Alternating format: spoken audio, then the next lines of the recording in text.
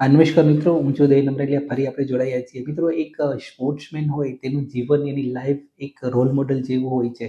તેઓ કેટલી મહેનત કરતા હોય છે, તેઓ ફિલ્ડ ઉપર કેટલી મહેનત કરતા હોય છે, આ વિશે આજે આપણે વાત કરવાના છીએ. આપણે વાત કરીએ તો ભારતના સ્ટાર ક્રિકેટર, મહિલા ઓલરાઉન્ડર શ્રેયંકા પાટીલની, જેઓ નેધરલેન્ડ સામેની મેચમાં જે world cup women's world cup ચાલી રહ્યો છે એમાં તેઓ ઈજાગ્રસ્ત થયા. અને ઈજાગ્રસ્તીને એટલી ગંભીર રીતે, અને આજે જેવા સમાચાર આવ્યા કે તેઓ સમગ્ર મેચમાંથી, એટલે સમગ્ર ટુર્નામેન્ટમાંથી બહાર થઈ ગયા છે. તો આ ખૂબ જ મુશ્કેલીનો એના માટે સમય છે. એમની જ વાત કરીએ તો આ જ વર્લ્ડ કપમાં તેઓ 14 મહિના બાદ પહેલા ઈજાગ્રસ્ત થયા હતા, અને 14 મહિના બાદ ફરી પાછા ક્રિકેટમાં કમબેક કર્યું, ફરી ઈજાગ્રસ્ત થયા છે.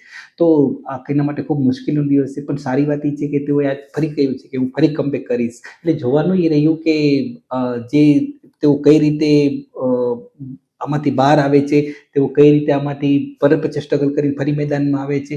તો એના વિશે આપણે ખૂબ જ જોઈશું. પણ વાત કરવાની એવી થાય છે કે સ્પોર્ટ્સમેનની સિરીઝ કેટલી મુશ્કેલી, તેઓ મેદાન ઉપર કેટલી મહેનત કરતા હોય છે. તેઓ 14 મહિના લાંબો સમય કહેવા, અને બહાર રહેવું એના માટે ખૂબ જ મુશ્કેલ સમય હોય. માની લો કે આજ તમે ટીવી જોતા હોય અને તમારા જે સાથીદારો જ મેચ કરતા હોય અને તમે ઘરે બેઠા હોય, અને સમય પસાર કરવો ખૂબ મુશ્કેલ છે. પણ તેઓ લડાયક મહિલા છે, તેઓ ફરી પાછા કમબેક કરશે. અને આજે પણ એનું જે સ્ટેટમેન્ટ આવ્યું છે તેમાં કહ્યું છે કે હું જલ્દી કમબેક કરીશ.